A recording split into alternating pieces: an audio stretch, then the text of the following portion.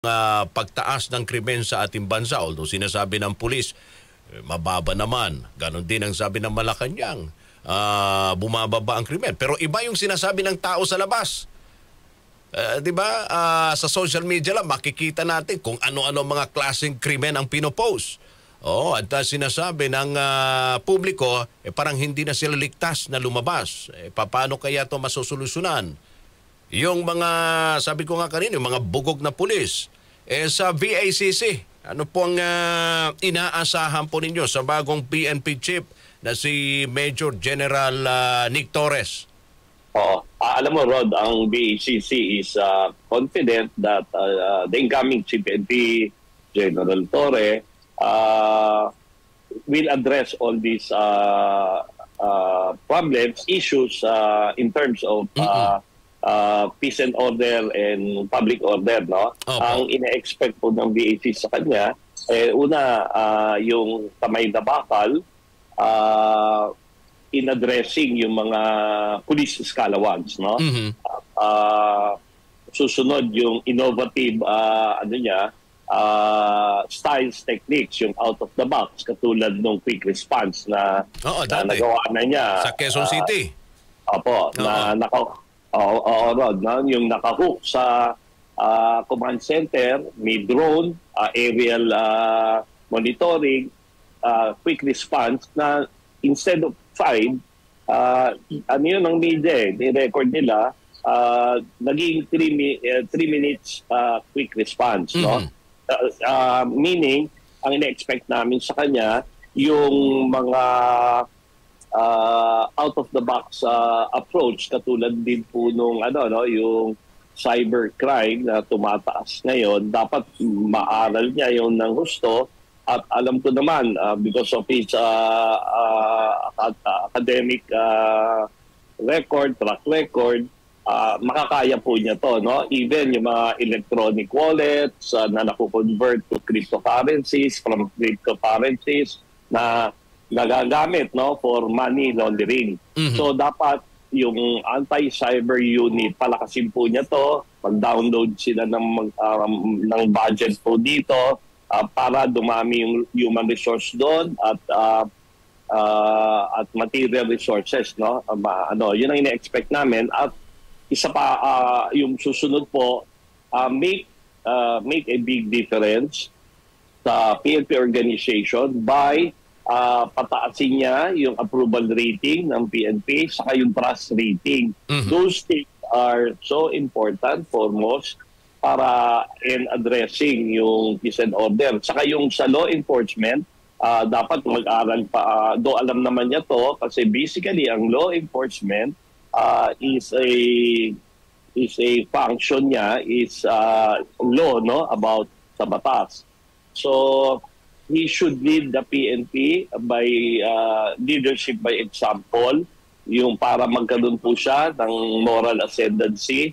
At and again, yung constitution natin, ang sinasabi, dapat alam niya to, at I'm sure alam niya to, yung public office is a public trust at all times.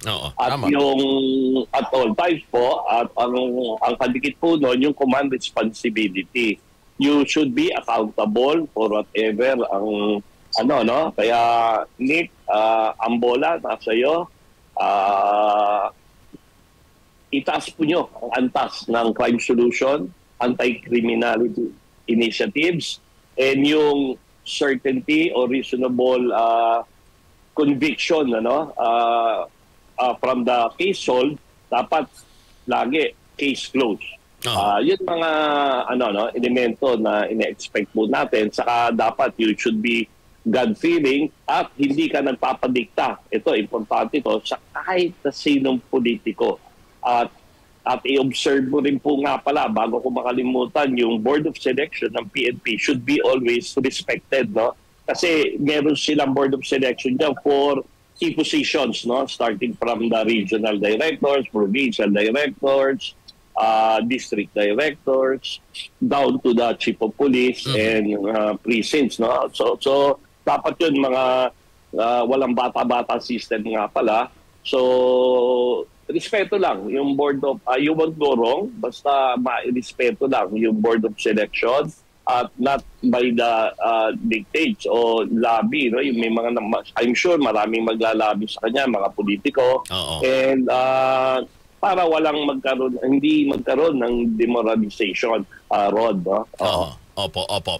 Yung binabanggit nyo kanina, yung 3-minute yung response sa ginawa niya sa Quezon City before nung siya ay naging hepe.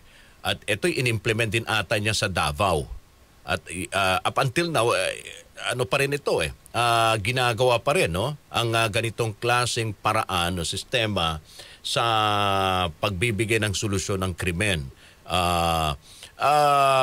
Pero, well, alam naman natin na Sir Boy, ang ganitong klaseng paraan, kailangan din niya ng pondo kung i-implement niya. Kasi hindi lang naman niya tututukan yung NCR, buong Pilipinas na ang mabibigyan na ng solusyon sa problema ng krimen. Opo. Pero nung ginawa niya ito sa Quezon City, nakita niyo ba yung nito, yung pagiging effective at nabawasan ho ba yung krimen? Opo, yes. Yung quick response is a big deterrent, no? Actually, yung command center ng QCPD, natur ko yan, tinura ko dyan nung district director, si ex-CPLP Guillermo Elizar. Nakita ko yung state of the art, 24 hours yan, may mga personnel na nagmamonitor.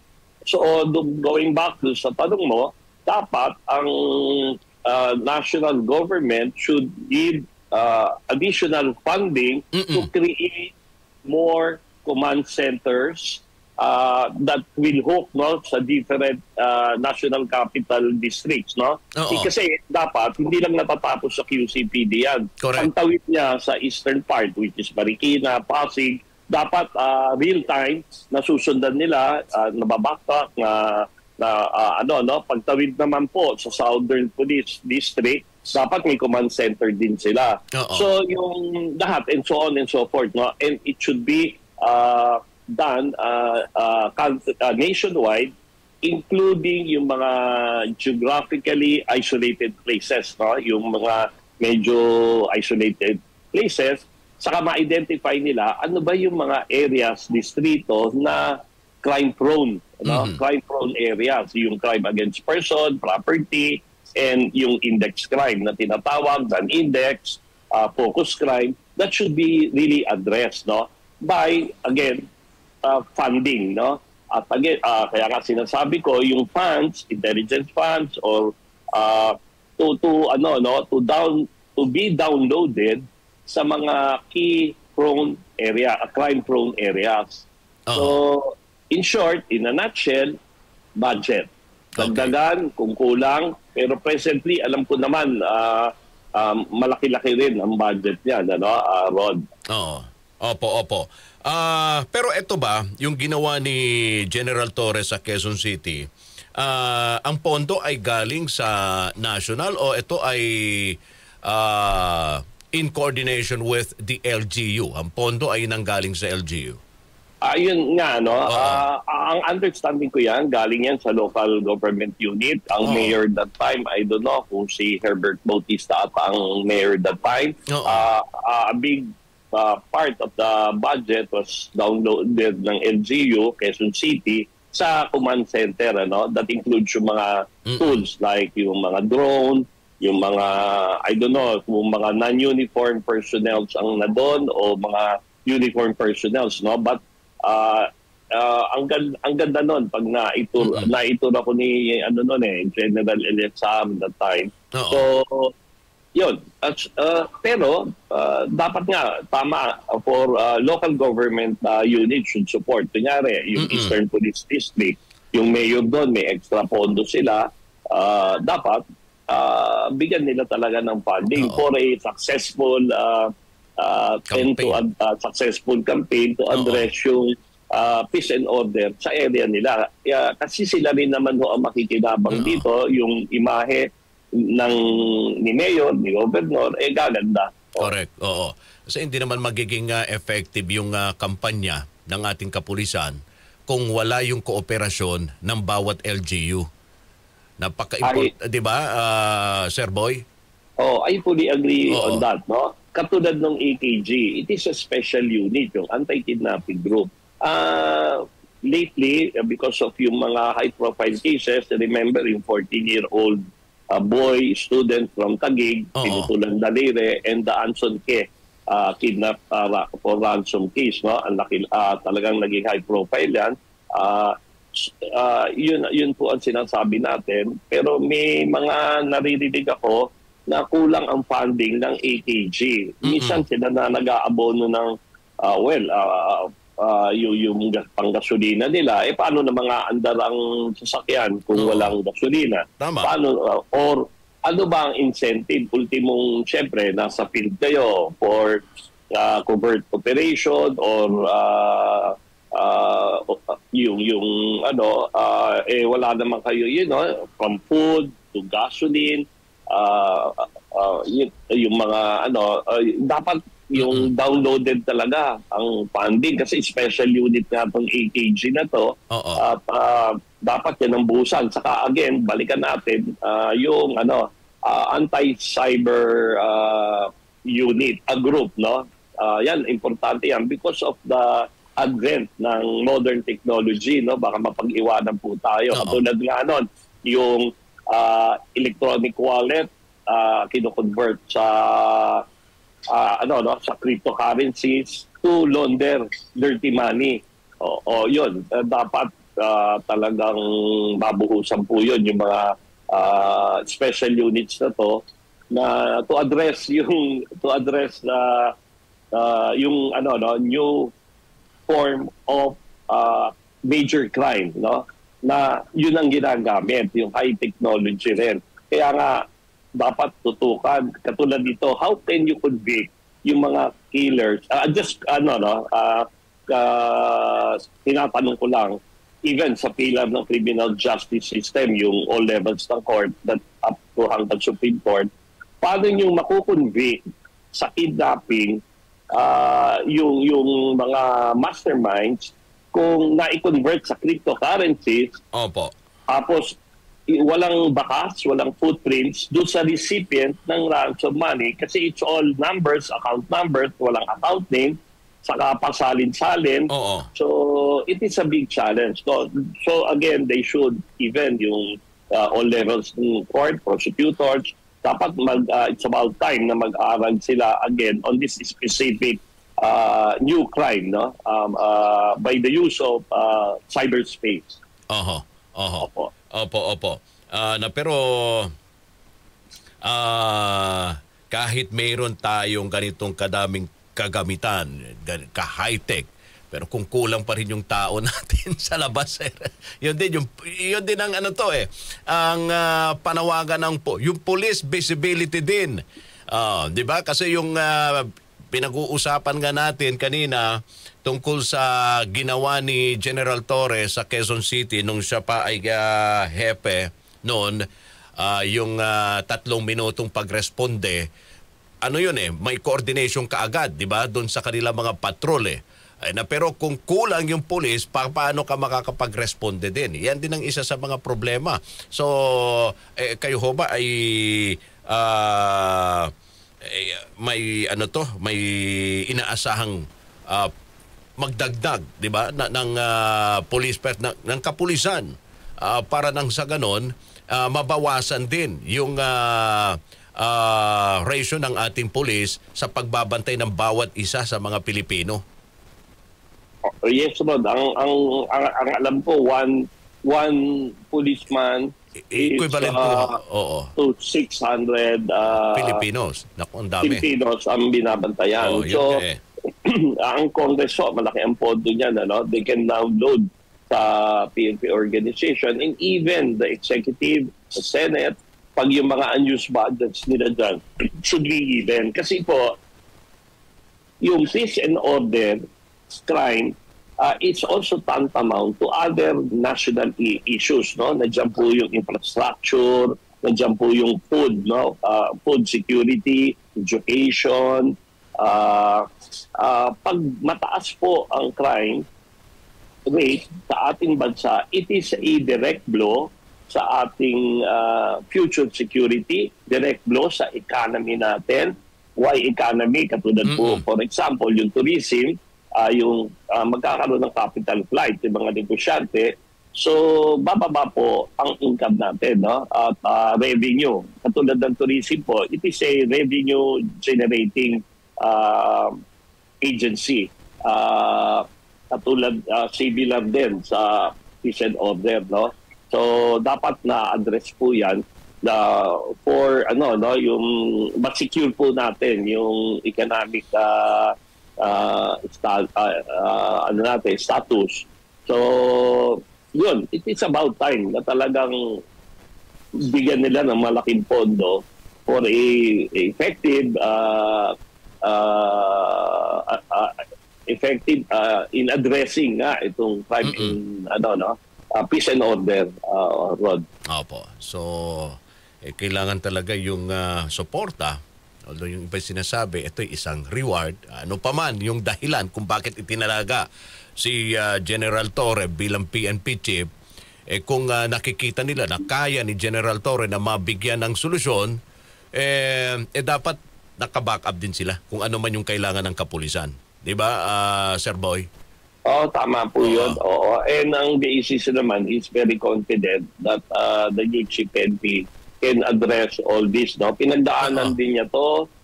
But again, lahat po yan qualified. No? Yung nasa short list. So, let's hope and pray that his success is our success. Success of the nation. Basta iisipin lang naman siguro ni General Torre dito yung mission and vision nila is to serve and protect the people. Pagising niya sa umaga, yun ang iisipin niya. Protect, serve the people with honor, with integrity, love of country, and I'm sure he won't go wrong. Basta yun lang. At yung siyempre, yung takot sa Diyos, at yung leadership by example. Kung ano ginagawa niya, siyempre, by example, mahiya at ikagalang yun, no? Yung position niyang yun, about. Opo. May si Pangulong mismong Marcos na rin ang nagsabi doon sa ginawang podcast na ibabalik niya yung at paiiktingin pa yung kampanya sa illegal na droga, pero hindi ito sa pamamaraan gaya ng ginawa ng dating administrasyon. Siyempre ito ay pupunta pa rin sa kamay ni General Torre ngayon. Kayo ho, Sir Boy, paano nyo nakikita ang approach ng PNP rito sa pagbabalik kampanya uli laban sa illegal na droga na talamag na rin uli sa ating bansa? Yan ang sinasabi ng tao sa baba. Talamag uli yung illegal na droga sa iba't ibang mga komunidad, sa iba't ibang mga barangay. Opo, lantaran uli yung pagbebenta, yung krimen na related sa droga, umaakyat uli. Yeah, Rod, tama yun. But in fairness, nababasa ko sa mga major media outfits na mataas naman ang crime solution. Marami silang nahuhuli ngayon sa drug-related crimes nationwide. Na-address din nila yung mga laboratorio, lately, saka yung biggest hold, yung doon sa Alitantag, Batangas, yun, malaki yun. So, medyo bloodless naman yun. At so far, ang campaign sa illegal drugs is working naman on a very high percentage, no? But then, kailangan paigtingin din yung, yung law of supply and demand. Dapat merong, na-control po nila yung supply sa all levels, no? Even sa street level. So overall, yung crime solution naman nila doon, talagang nakita natin. Kasi itong illegal drugs, kasi iba yan eh. Ang daming forms niyan, styles kung paano na ipapasok, paano na distribute. But moving backwards, lately, ang dami nilang huli, ang dami nilang accomplishment sa drug. Opo. Panghuli na lang, Sir Boy, no, sinasabi nyo kailangan din maibalik, di ba, yung tiwala sa ating kapulisan. Paano kaya ba ibabalik ni General Torre yung tiwala sa kanya ng tao na since yung iba, ang tingin sa kanya notorious, galit, especially yung mga taga, yung suporta ng dating Pangulong Duterte kasi siyang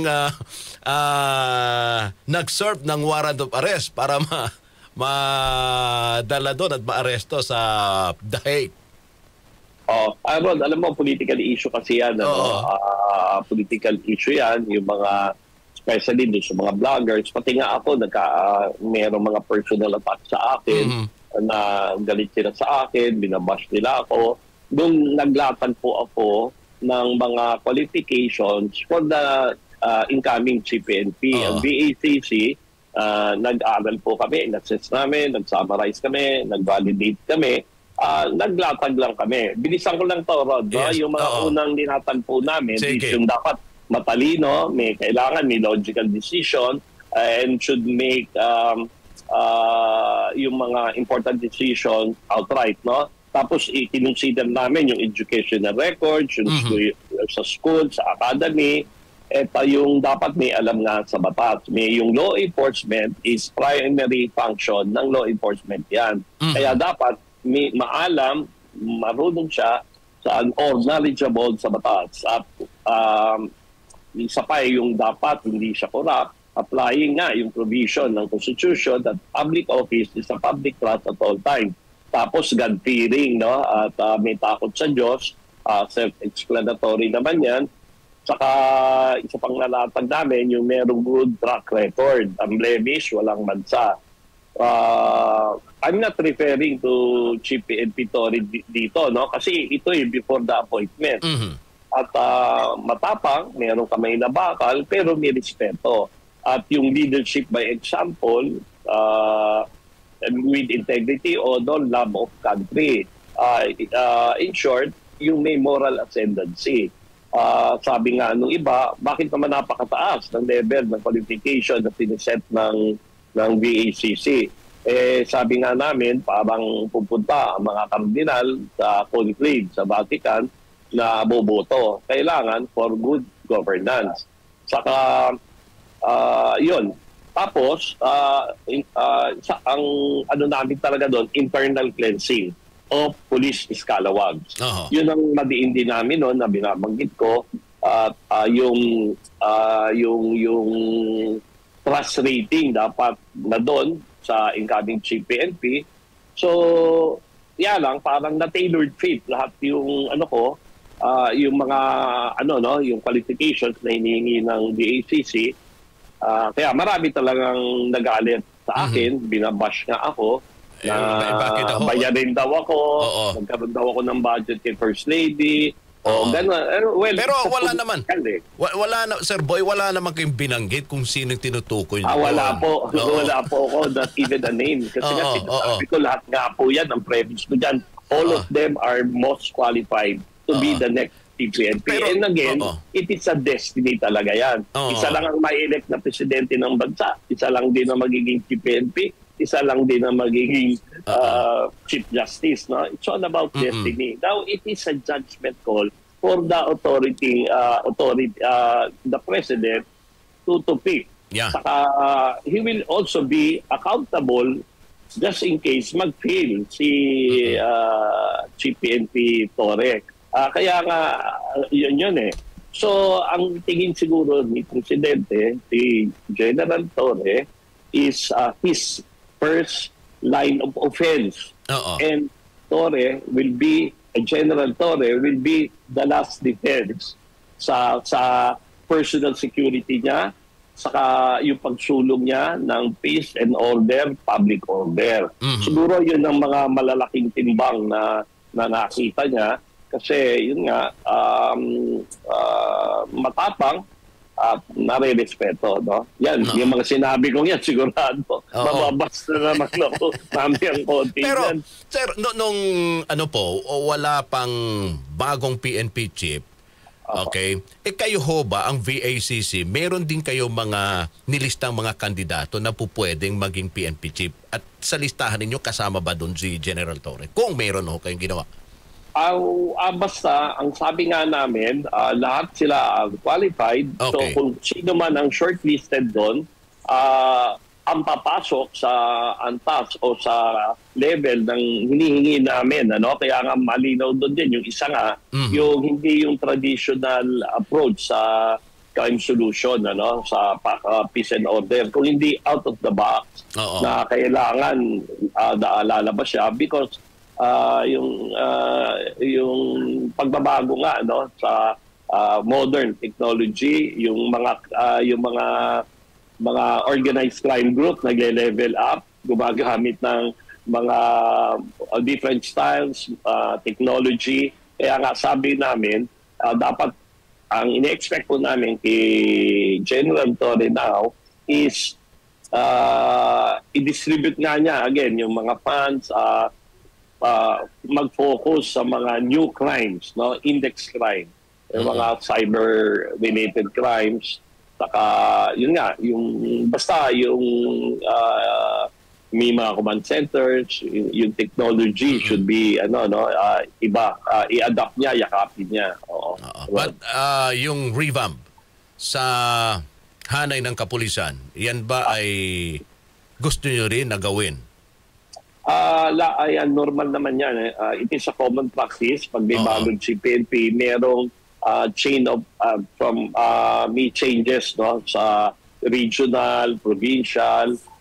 But then again, ang basis nga namin dyan, dapat yung ilalagay sa key positions ng leader ng PNP should be also based sa board of selection nila mismo ng PNP, na nagdaan sa masusing validation from track record, from career move ng mga officers. At pangalawa, dapat he should not be influenced by politicians or third-party forces na yung magkaroon ng bata-bata system dahil bata ni Governor to, ilalabi, yon. So expected po yun, It is a tradition na pag may bagong si PNP po, nagpapalit po, nagkakaroon ng rigodon, Yun, opo.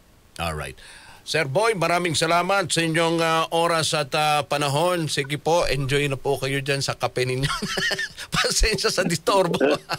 Okay lang. For truth, for peace, truth, and peace. BACC po, pintuan namin, laging bukas po sa inyo. Maraming salamat. Mabuhay po kayo, mabuhay ang VACC. Salamat, Rod. Salamat, BCFL. Alright. Mga kasama, ang Pangulo ng Volunteers Against Crime and Corruption, si Sir Boy Arsenio Boy Evangelista, mga kasama, kaugnay nga rito sa pagtatalaga ng bagong PNP chief, mga kasama, sa katauhan ni Police Major General